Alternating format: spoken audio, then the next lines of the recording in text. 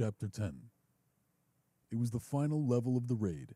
Gavin and his team had spent hours traversing the digital landscape and fighting off hordes of pixelated monsters. Now they were finally there, in the lair of the final boss. He met the other 5 guys 4 years ago through an internet message board. Solo players looking for a raid squad. They ended up getting along and decided to stick together. Since then, he had traveled to Montreal, Maine, Texas, and even Ireland to meet up with them in person. Next year, they would be coming out to Arkansas to visit him. Gaming made life tolerable. Gavin never really fit in the real world, but in the digital one, he was somebody. And in the moments just before everything changed over, he and his squad were on the verge of felling the raid boss. Finally. They were close, too. Then everything went dark. When he came to, he found himself in bed in a high-rise in London. In a new body, still a man, but at least 10 years older and 100 pounds heavier than he was used to. He approached the nearest window and looked down at the chaos beginning to unfold in the street. He found the bathroom and examined his new body. "Fucking weird," he said to himself in the mirror and recoiled at the sound of a voice he did not recognize. He rummaged through the room for clothes and got dressed. Then he looked out the window some more and decided that the safest thing to do was nothing, to stay there and wait it out. He found a laptop that thankfully wasn't password protected and was able to get nearly 5 minutes of online time before the power went out. Via social media, he saw that this was happening everywhere. It confirmed his instinct to stay inside and wait it out. He checked the kitchen and found a fair amount of food. Not a ton, but enough to hold him over for a little while. Just as he was beginning to feel like he was gathering his bearings and getting a grasp on the situation, he heard a boom, a loud, ear-splitting boom that shook the building. Then another, and another. Then an explosion that rocked the building so hard he fell out of his chair and hit his head. He didn't go unconscious, but he was dazed. There was no way to be certain for how long, but long enough to cost him any opportunity to escape. As he finally came to in full, smoke was already flowing into the condo and the temperature was rising. The flames spread fast. He hadn't seen what caused it, but he knew that whatever it was bad. Still a bit dazed from the fall, he stumbled out of the condo into the hallway and found it engulfed in flames. He was trapped.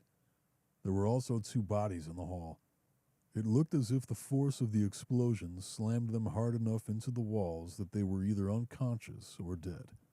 He wasn't interested in finding out which. He ran back into the condo and closed the door. He looked all around and found nothing of use. Even with the door closed, smoke continued to flow into the unit and fill it fast. First he coughed. Then he choked.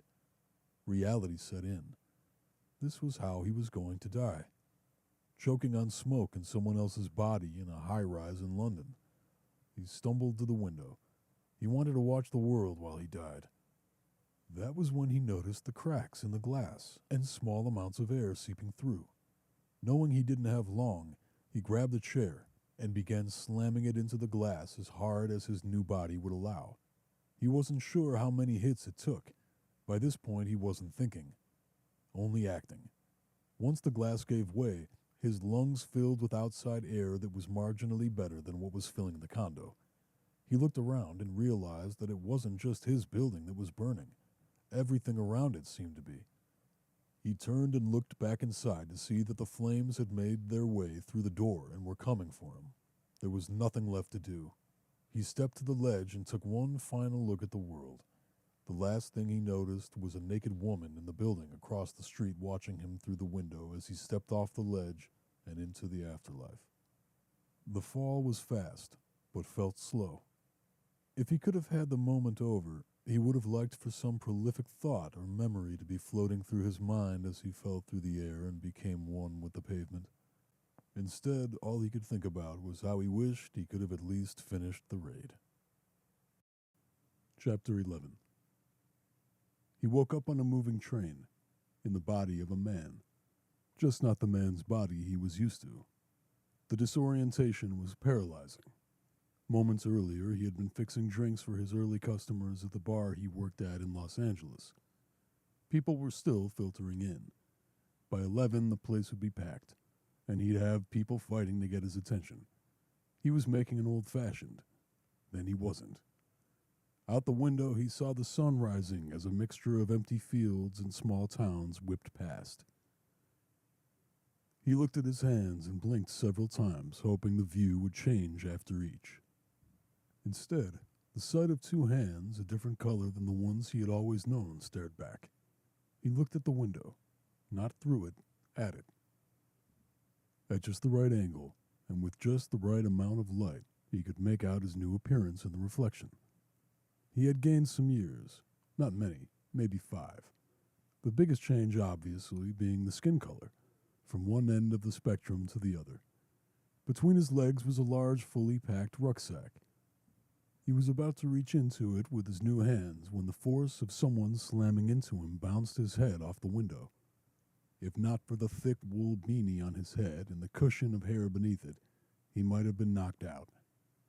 The impact of the blow also snapped him out of his self-centered haze. He had been so concerned with his situation that he had zoned out, ignoring everything around him while the train was erupting into a fit of pure chaos. More panicked than aggressive. One could argue that's just as dangerous, if not more. Whomever it was that slammed him into the window was gone now. The blow had not been intentional. Simply wrong place at the wrong time. Like the time some kid he went to high school with was squeezing his way through the gym locker room just as two others started fighting. An errant punch missing its target and connecting with the eye socket of the kid who just wanted to get by. The result was permanent blindness in that eye. A sore head was nothing in comparison. In observing the actions of his fellow passengers, one thing was clear. What was happening to him was also happening to everyone else. It didn't make any sense. It would be some time before he truly grasped what was happening. What he did grasp was that things were going to continue to get worse. I gotta get off this train. The realization was blasted in his head harder than the window. But the train was not slowing down. At the rate the other passengers were losing control, he imagined he had maybe 5 minutes tops before someone got to him. He figured he could stay out of sight in his seat, and no one would notice him for a little while. But once they did, he'd be toast. He needed a weapon, or something resembling one. He reached between his new legs into the rucksack and rummaged around. Mostly clothes, some electronics, nothing useful. Finally, off to the side in a little sewn-in pouch, he felt something metal with a sharp point at the end. He pulled it out to reveal a metal souvenir replica of the Eiffel Tower that stood about 4 inches tall. At least now he had an idea where he was. The replica would have to do. He gripped it tight in his right hand with the pointed edge sticking out between his fingers. He couldn't help noticing that for such a big and strong-looking hand, it felt rather weak. Then he switched the replica to his left hand and noticed how much stronger it felt. Apparently he had jumped into the body of a lefty. His right hand still felt more natural, but his left felt stronger. A brain versus body battle. It would take some adjustment and feel awkward for a while, but he'd whip his new right hand into shape and eventually become ambidextrous. With the replica gripped tight in his right hand, he oriented his body toward the front of the train, then used his hands to slingshot from the seat. The new body had some size and muscle to it. He used it to his advantage. He'd never played any football beyond the backyard, but he'd watched enough. Bend the knees, lower the shoulder, and power through. He made it out of his car and through the next with minimal resistance. The third car was when he needed to use the replica. Someone came at him with clear, violent intent.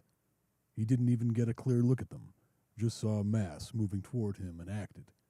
Without hesitation, he smashed the pointed end of the tower into their eye.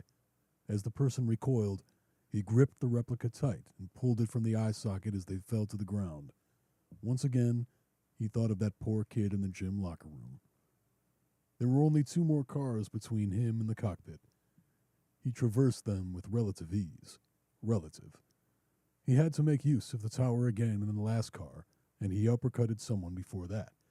The amount of blood that poured from the puncture wound in that person's neck was astounding. The cockpit was empty. Whomever jumped into the body of the conductor hadn't been up to the task. He surveyed the landscape, assessed which controls were the most logical, then used them to stop the train. Out the window were empty fields. He could hear the chaos echoing through the train cars and decided to slam the cockpit door shut, lock it, and wait out the riot. It was about 3 hours before things were finally quiet enough for him to feel like he could safely leave. During that time, he further assessed his new body. It wasn't bad. Wasn't bad at all. Young, strong, good-looking, and fit. His old body had been about the same, only a few years younger and a different color. He was one of the few who had made a somewhat lateral move when things changed over.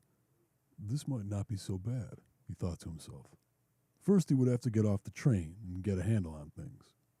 Once off the train, he stepped over a few bodies into the empty greenery before stopping to survey the landscape. There wasn't a lot of civilization in sight. Far off in the distance, the same direction as the train had been heading, was a clock tower. He could just catch the top of it peeking above the tree line. Then it settled, he said aloud to himself. The sound of his new voice startled him. For a moment, he'd forgotten what was happening. Without another word, he began walking in the direction of the clock tower.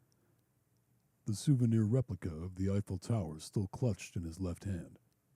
Fresh blood soaking into it that would stain it for years to come. People always say, you either love Vegas or you hate it.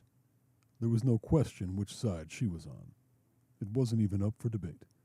If someone said, Vegas, she said, when we going? Where we staying? One of her favorite things about living in Los Angeles was its proximity to Vegas. Her old friend Tracy from college being a bartender at Marble Rooftop Bar didn't hurt either. Not only were she and her friends attractive young women, but they knew one of the bartenders. It was a fast pass right past the always long line and into the place that just about everyone in Vegas wanted to be at. The coke they brought from L.A. turned out to not be the best. It was surprising since Kyler always had good coke. After doing one too many bumps in the bathroom, she needed some air and headed out to the balcony. There's nothing like the Strip at night. She loved staring at those lights. It was a bonus that focusing her eyes and mind on them was helping bring her back to center. She was beginning to feel better and almost ready to head back to the dance floor. But first, since she was already on the railing, she thought she'd take a few minutes to enjoy the view. It was also a great opportunity to make a post. She fished her phone out of her designer clutch, unlocked it, opened the camera app, and held it out over the balcony to get a selfie with the bar in the background. She was lining up her shot when the lights flickered out. When they flickered back on, she was alone in a bed she didn't recognize. Her first thought was the bad coke and that she had blacked out and was simply in a hotel room somewhere in Vegas. Didn't make sense, but she wasn't fully awake. As focus returned to her eyes, she caught sight of her left hand and saw something strange. A tattoo. It was small, a lotus flower on the space of skin between her thumb and forefinger. She didn't have any tattoos. Never appealed to her. No matter how blacked out she may have been, she never would have gotten one, especially one as faded and poorly done as the one she was looking at. Definitely not a hotel, she thought while taking in what was clearly a modest bedroom. Next, she looked down at her body and continued to not recognize what she saw. Sure, it was the right make, just the wrong model. She was still in the body of a woman, just not the one she had known her entire life. For one, there were more tattoos. This new body wasn't covered. It was more strategic and purposeful. Vines on her right ribs, flowers on her left thigh. Whomever had originally owned the body was clearly a fan of plants. The body was also older, still fit like her real body, but more in a muscular and athletic sense. She had always been more in the fit because she did yoga, hiked Runyon, and ate well category. The person whose body she was in did more weightlifting. This can't be right. I need a mirror. Conveniently, there was one right behind her. When she turned around to survey the room, she found herself face to face with someone who was at the same time a stranger and herself. What the fuck? She blurted out. The sound of her new voice caused her hands to involuntarily and instinctively cover her mouth, a common occurrence during those first few minutes. She closed her eyes and took a few deep, cleansing yoga breaths, then opened them again, hoping to be in Vegas and in her real body. She wasn't. While watching herself in the mirror, she began poking and prodding at the new body, pinching various spots of flesh, hoping each would result in her waking from this nightmare. She also began speaking various words for the purpose of hearing her new voice. Outside the window, a few feet away, was some commotion that was getting louder by the second. She carefully approached so she could see for herself. She made sure to keep to the edge of the window to avoid being seen. It was a small town, a village actually. It looked old and European. She'd bounced around Europe a few times to party and explore in her late teens and early 20s. Only the major cities, though. Still, the European aesthetic was unmistakable. The other people in the village were pouring out of their homes and filling the streets with chaos. Everyone was haphazardly dressed, some half naked or even naked. It was utter confusion. No one knew what was going on. Communication was difficult since everyone seemed to speak a different language. One man began swinging a shovel at people. He connected with 3 before someone tackled him to the ground and subdued him. She was terrified and decided to stay indoors for now. At the very least, she was safer inside than out there. She also decided she better get dressed. The room was small and humble. There was an old wooden dresser along one of the walls. She fished through the drawers, pulling out underwear, jeans, a t-shirt, and socks. Everything fit well. It was October, and even inside she could feel a chill in the air. There wasn't anything warm in the dresser, so she went to the closet. There she found a well-worn black hoodie dangling from a hook. It fit perfectly. She spent the next 2 hours watching the chaos unfold through the window, only stepping away twice. Once to use the restroom, the other to find the front door and lock it. Eventually, she realized how hungry she was and headed for the kitchen. The gas stove worked fine, and she used it to scramble some eggs. The power was already out, so she couldn't use the toaster. Instead, she heated bread on the stove. While eating her eggs and toast, she tuned out the noise outside and tried to wrap her head around the situation. Apparently we've all switched bodies or something, she thought. Everyone. Everywhere. She wondered if it was temporary, and if so, how long would it last? Where would her real body be when she switched back into it? Was the woman whose body she was now in also in her body, or was someone else? It was enough to drive a person mad. After finishing her food, she sat at the table alone with her thoughts until being interrupted by a loud banging on the door. She caught her breath in her throat and hoped that if she sat perfectly still and didn't make a sound, they would give up and move on. No such luck. More banging.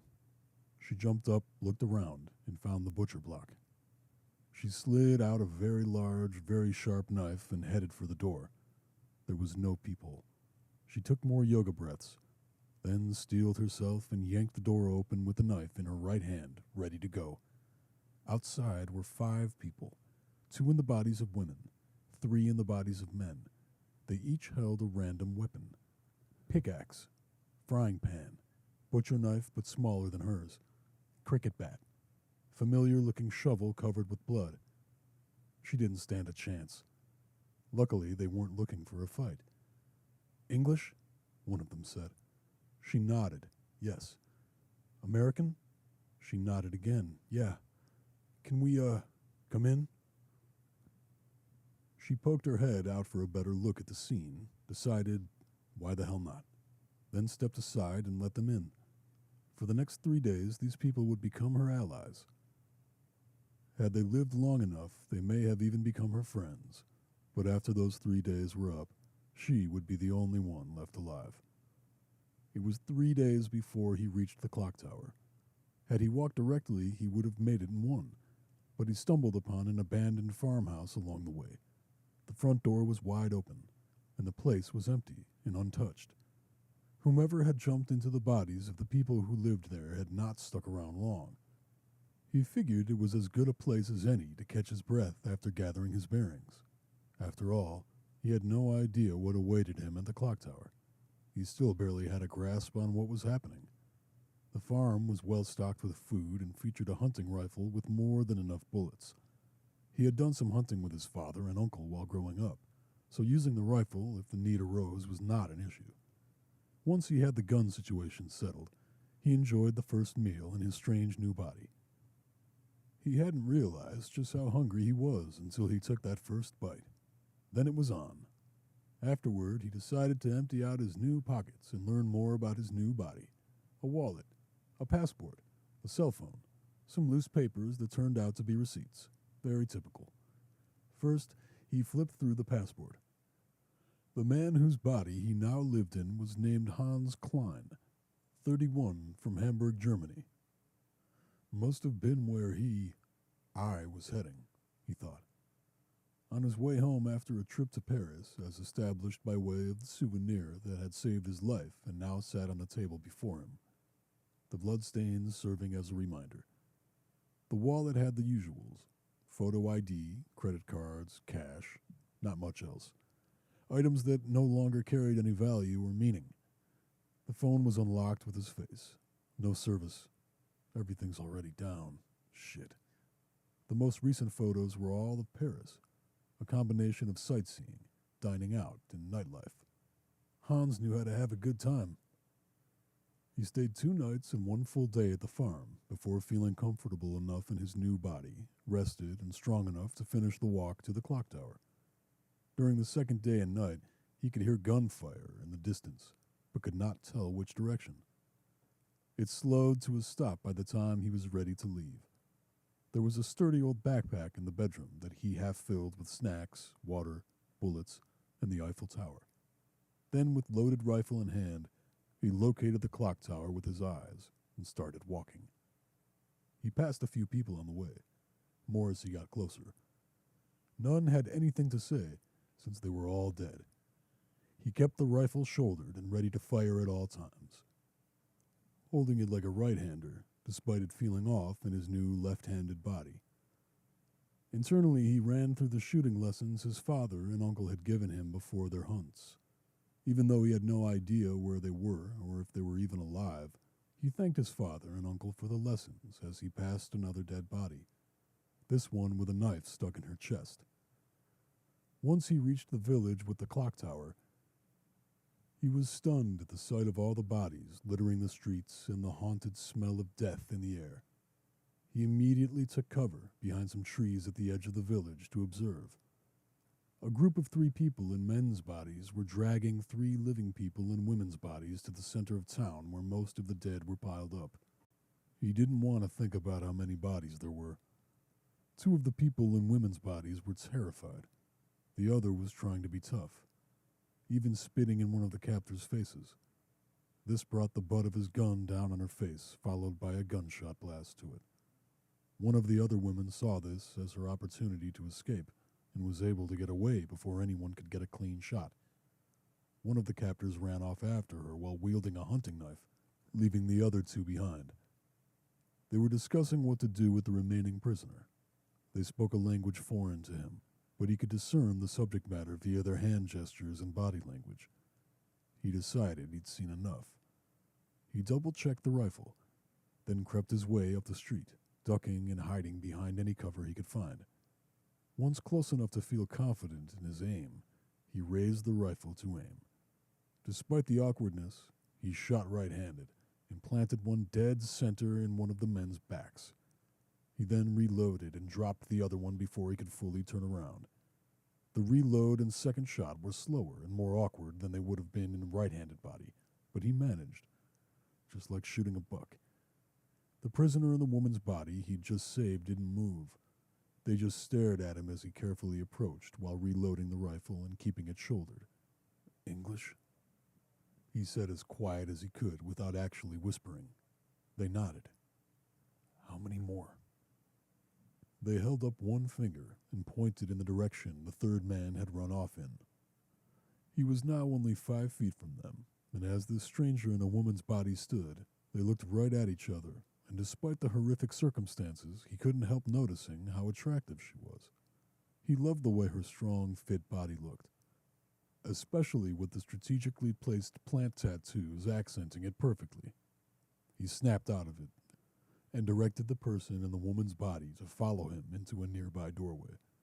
"Stay down," he said while positioning himself behind the doorway with his rifle aimed out at where the bodies of the two men he had just killed were.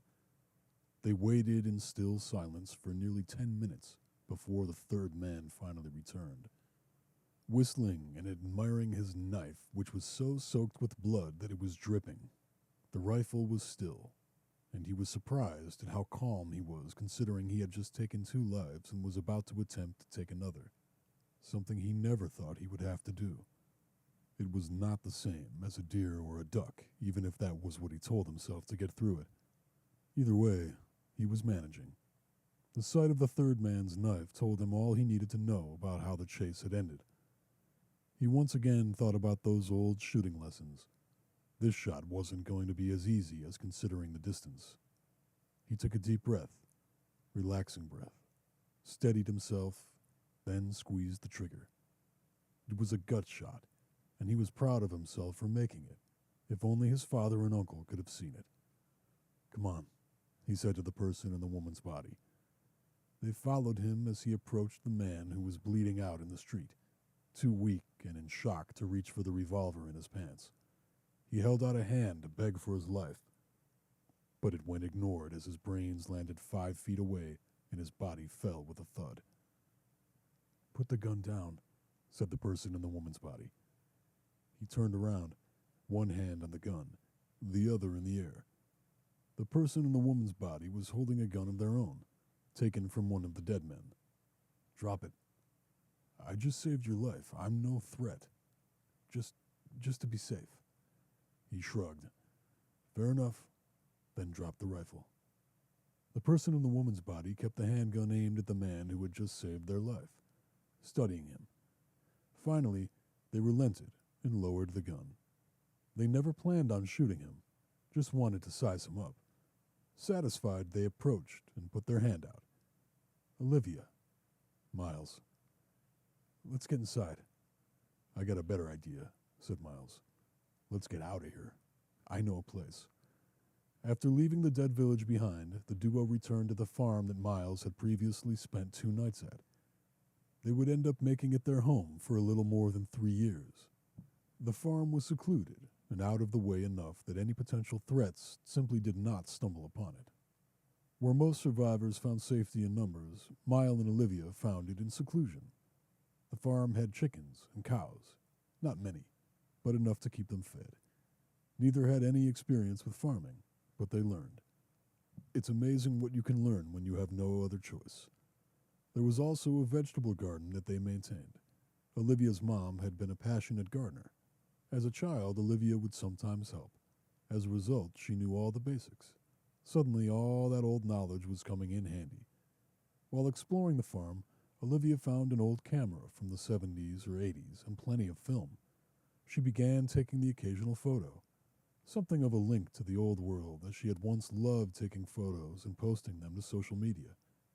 Over the course of those 3 years and change, they worked, lived, and survived together. They also bonded. Not only had they been close in age in the old world, they had both lived in Los Angeles. Miles had lived in Los Feliz, Olivia in Venice.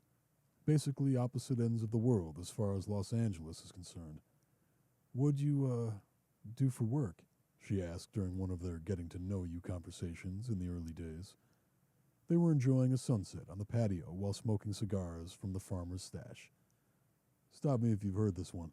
I was a wannabe actor by day and a bartender by night." She laughed. "What bar?" "Princeton and Cork in East Hollywood near Silver Lake." "No shit. Loved that place." "You made it out from Venice?" Yeah, a couple times. Like, special occasions. Like birthday parties and whatnot." "Probably served you drinks." "Probably. I bet you looked cute in your little newsboy cap and suspenders." He just laughed. "So," she continued, what did you look like? In your real body?" The question stung him. He'd been a good-looking, fit guy. Despite the lack of money or steady acting work, his life in the old world had been a lot of fun. Clubs, pool parties, VIP, No strings attached sex with plenty of attractive women. Occasional acting work, mostly background or short cameos. Memories he tried not to dredge up since things switched over, especially his looks. He couldn't really complain much about the new body. Hans had taken care of himself, was fit and decent enough looking, but it wasn't the same. Hans was 6 inches shorter than Miles had been in his real body, an adjustment he didn't care for. His skin was also a different color, which was just weird to him. There were also other nuances that were different, like being left-handed, a strangely difficult change to adjust to at first. Since Miles's mind operated as a right-hander, he was still right-handed, but the new body was accustomed to being left-handed. Miles essentially had to teach the body to operate opposite from how it had for decades. There was no way around it. Miles preferred his old body. He was also aware that things could have been much worse, that there were far worse bodies to have jumped into, many of which were no longer drawing breath and pumping blood. He wasn't going to complain, but he wasn't celebrating either. In that moment, he decided that it was best not to think about the body he had left behind. I'd rather not talk about it. I look like this now. That's what matters. Fair enough. Although Olivia also preferred her old body. Like Miles, she couldn't complain about the new one. The original owner had cared for it well enough. The increase in size, strength, and athleticism was nice. Olivia's old body had been graceful and somewhat athletic, but not as strong and athletic as the new one. The biggest loss for her was years. Her new body was a few years older.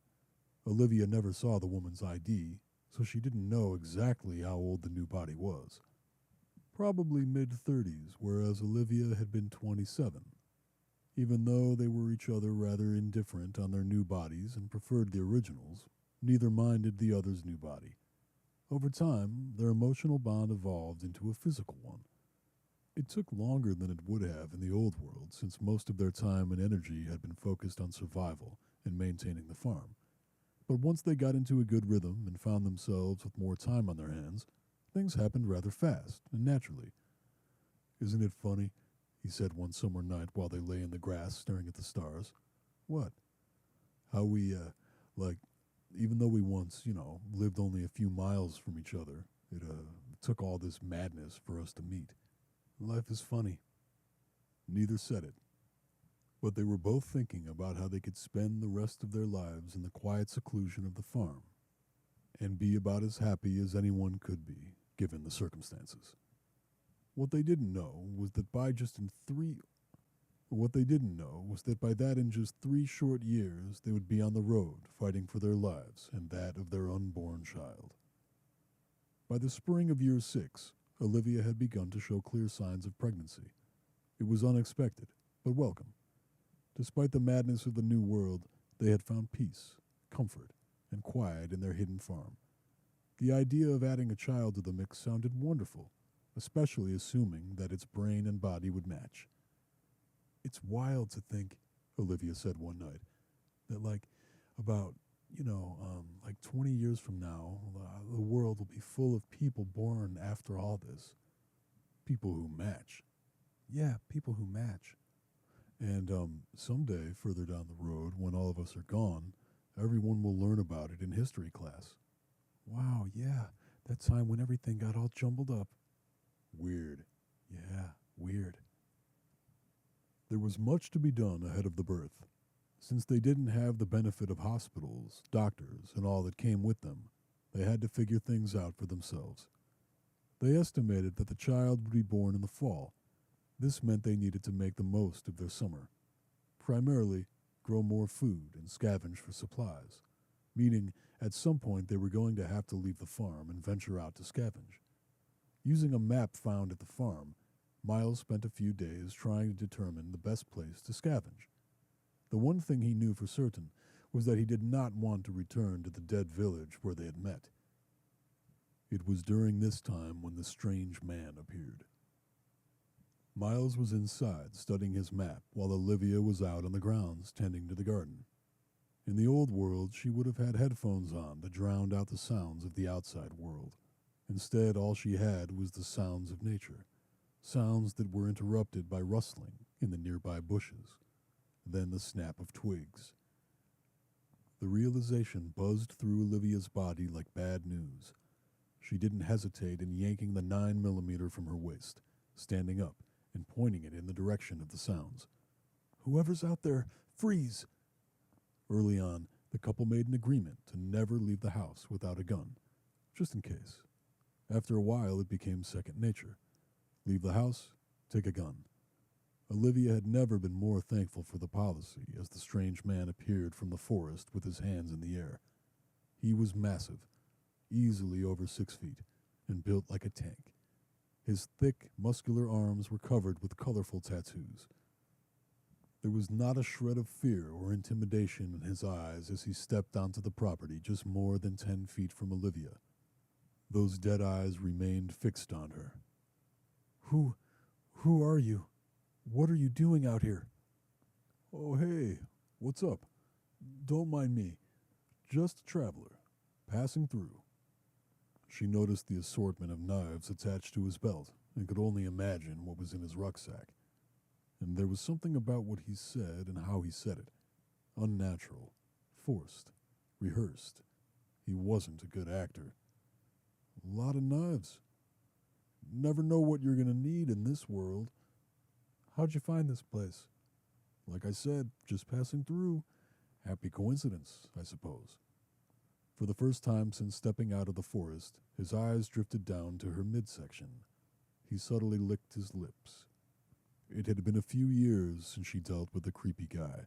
Not since the old world, but she'd recognized that look anywhere. "What are you doing out here all alone?" He took a step forward, and she immediately thrusted the gun in his direction. "Not another step." He threw both hands up and tried to play innocent. "Oh, come on now. Just being friendly." The tense moment was interrupted by the sound of a rifle being loaded. The strange man's eyes drifted over Olivia's shoulder to find Miles pointing a rifle at him. "Then you've come to the wrong place. Best keep him moving." Olivia briefly turned to see Miles, and in that brief instant, the strange man took a step to his right, put Olivia between him and Miles. Then he drew his gun and pointed it at her before Miles could get a clear shot off. It had happened so fast, before Miles could even process it. "Fuck," he muttered under his breath. "Ever fire that thing before?" asked the strange man. His tone had changed. He was no longer playing friendly. He was cold, serious. "Yep," said Miles. "Not at a tree or an animal, at another human being." "Yep." The strange man surveyed the scene, clearly calculating the odds in his brain. He finally decided to relent. "All right," he shrugged. "Guess I'll be on my way then." He began to back into the trees with his gun still pointed at Olivia. Just as he became fully concealed by the forest, he issued his parting words. "Be seeing you." The casual, ominous way those words drifted out from the forest brought terror to the couple.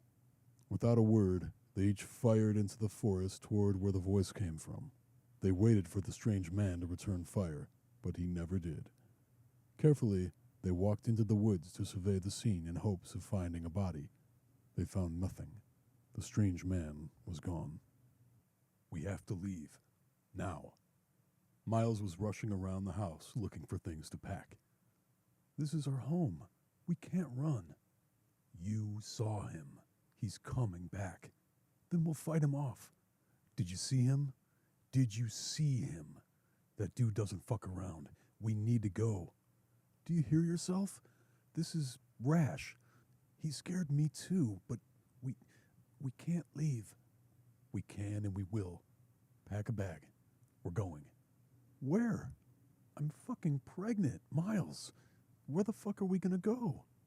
He picked up the map and showed it to her. "North. We go north. We look for people. It's been like 6 years. There have to be new societies forming. No one's going to turn away a pregnant woman." Olivia was about to respond when her words were interrupted by the unmistakable sound of glass breaking. It was coming from outside. They both ran out the front door with guns raised, but saw nothing. "Where'd that come from?" she asked. Out there somewhere. You think it was him?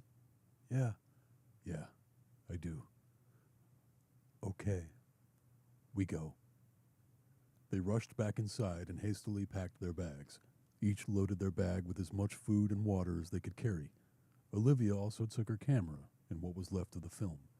Miles took his Eiffel Tower for good luck.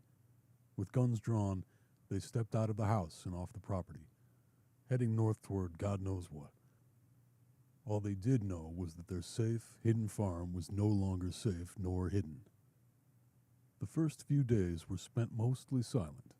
They stopped only when necessary and moved as fast as they could, trying to put as much distance between them and the strange man as possible. For 15 days they wandered across desolate ruins, uninhabited towns, and lush, empty landscape. They saw plenty of rotted corpses, but few living souls. They killed 6 people. None were the strange man. All were either perceived threats or clear threats. It wasn't always easy to tell. If you hesitated, you might find out the hard way. They never hesitated. Anyone alone or in small groups could not be trusted, especially after their encounter with the strange man. They had made the mistake of not shooting him on sight. All those years alone in isolation hadn't prepared them for the encounter. It had cost them their home. They would not make that mistake again. Shoot first. Ask questions never. Olivia was struggling. Although it was still relatively early in the pregnancy, she was still pregnant. She should not have been traveling on foot like that with such minimal rest. Her intensity was an inspiration to Miles. She refused to give in. There was no way she was going to let the strange man get the better of her. At one point, they stumbled across an incredibly gruesome murder scene. The raw sickness of it was far worse than anything they could imagine. The body was small. It was hard to tell exactly how old it had been due to all the work done to it. No older than 15. It had been the body of a young girl, abused and mutilated in ways no one should ever have to experience. Torn apart from the inside, skinned and carved on the outside, eyes, teeth, and tongue removed, face skinned, a shredded mound of flesh and bone left to bake in the sun. It was hard to tell how long it had been there between the mutilation and the elements. At least a week, maybe 2 or 3. The sight and stench caused both to vomit, but they couldn't leave it. That poor person deserved better. With no shovel to dig a grave, Miles and Olivia simply removed the body from its perch and laid it at the foot of a tree. They found a tattered old blanket in a nearby abandoned home. They covered the body, then weighed down the blanket with rocks. It wasn't enough, but it was the best they could do. It was better than nothing. They each said a few words over the stranger's body, followed by a prayer, even though neither believed in God anymore. Something they had discussed at length back at the farm. What kind of God would allow a world like this? Said Miles. Olivia agreed. Once they had said their piece, there was nothing left to do. They had no desire to remain anywhere near that body. Instead of camping for the night and leaving in the morning, they walked all through the night and the next day, putting as much distance between them and that body as possible. At one point, they considered setting up shop in a very small abandoned village. But it wasn't like the farm.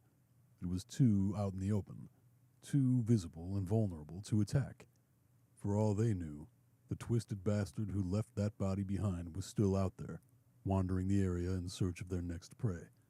Plus, there weren't any readily available food sources like at the farm. There was nothing of use.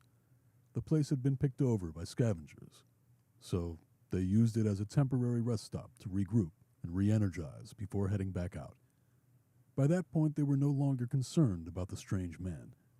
If he was going to get us, he would have gotten us by now, said Miles one night. They couldn't go back, and they couldn't stay where they were, so their only choice was to keep pushing north in hopes of finding someplace safe. It was another 6 days before they came upon a group of people they didn't have to run from or kill. During those 6 days, they had encountered more scattered stragglers. Most avoided them. 2 got too close and had to die. Otherwise, those 6 days were uneventful. When they came upon this new group, it was different. This group was organized. They had horse-drawn transportation, armed guards, and scouts. It was the scouts who snuck up on Miles and Olivia from behind, while they were observing from what they thought was a safe distance. The first scout to speak was someone in the body of a woman who spoke French, a language neither knew. After the couple shook their heads, another scout spoke, this time in German. They once again shook their heads. English? Said Miles. The two scouts rolled their eyes and gave way to the third and final scout, someone wearing the body of a man. Even though the voice that came out was deep, it wasn't hard to tell that the new person living inside that body was of a woman who was likely only in her late teens or early 20s. She spoke casually for someone holding them at gunpoint, asking who they were originally, where they were from, and what they wanted.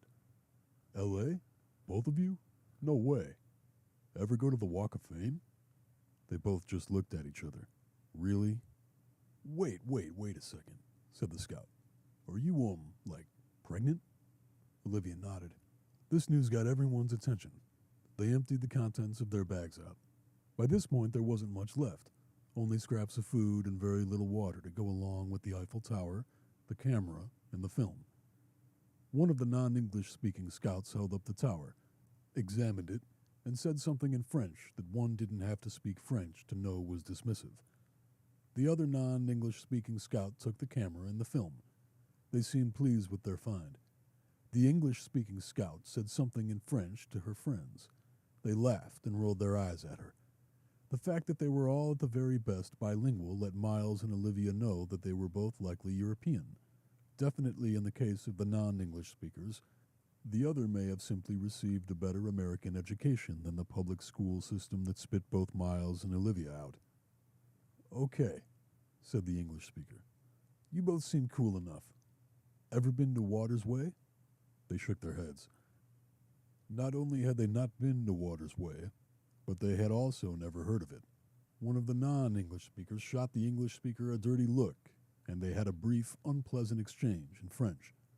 She doesn't think I should tell you where we're going, but I can tell you we're both cool.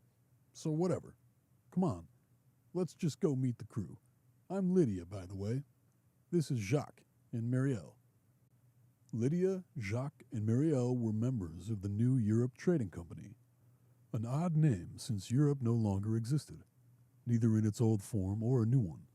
It was simply land now. Most people called them the NETC, or just NECT. Sometimes New Europe, sometimes even the Trading Company.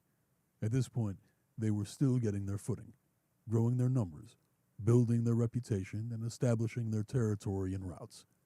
Based out of a settlement called Old Glory that was located far to the north in what used to be Greece.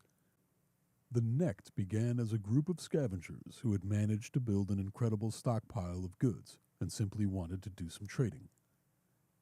At first, they sent a handful of caravans to the north. Most returned, one without its transportation or cargo. They brought news of other peaceful settlements establishing themselves and interested in trading.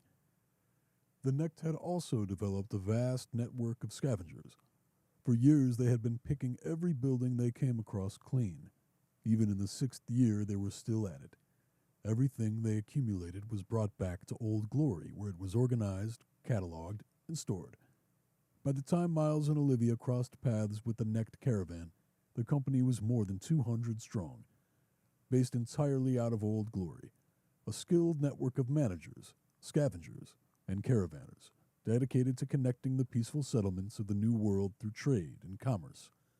The settlement known as Water's Way was in the northern part of what was once called Germany. It was still a 2 days' ride away. Joyce, the captain of this crew, invited Miles and Olivia to join them on the trip. What they did once they reached Water's Way was up to them. A 2 days' trip in a horse-drawn wagon was paradise compared to how they had been traveling since fleeing the farmhouse, especially for Olivia, who was really beginning to struggle. Although the couple was interested in seeing the scenery and chatting with the caravanners, they were exhausted and spent most of the trip on their backs, drifting in and out of sleep. There was still plenty of work to be done to make Water's Way a fully functioning settlement. Both Miles and Olivia could see the potential the instant they arrived. They also loved that it was right on a lovely body of water. There was one issue, however, being that the primary language of the settlement was Spanish. Luckily, there were a handful of bilinguals. With so much work still yet to be done, they were happy to add to new, young, and healthy citizens, even if most couldn't easily communicate with them. Olivia being pregnant also did a lot to endear the couple to the people of Water's Way. It was hard to turn down someone carrying a pure-born child. Repopulation was going to be an arms race for settlements in the New World. 1 week after arriving, Miles and Olivia exchanged farewells with the caravanners. It wouldn't be the last time the couple saw the caravanners. Water's Way would become a part of the Necked network, making biannual stops. And since one of Waterway's official policies would eventually become isolationist, not even allowing traders within the walls. Due to their prior history with the caravanners, Miles and Olivia would become the official liaisons between Water's Way and the Necked. Aside from meeting with the traders twice per year, the couple rarely stepped beyond the boundaries. They each had seen more than enough of the New World. They had already abandoned one seemingly safe home. There was no need to leave another. That fall, Olivia would give birth to a healthy baby girl. The couple would eventually get married and have 4 more children. They would become important parts of the fabric of Water's Way. Their life together would be peaceful and safe for many years. Olivia would never see the strange man again, but Miles would.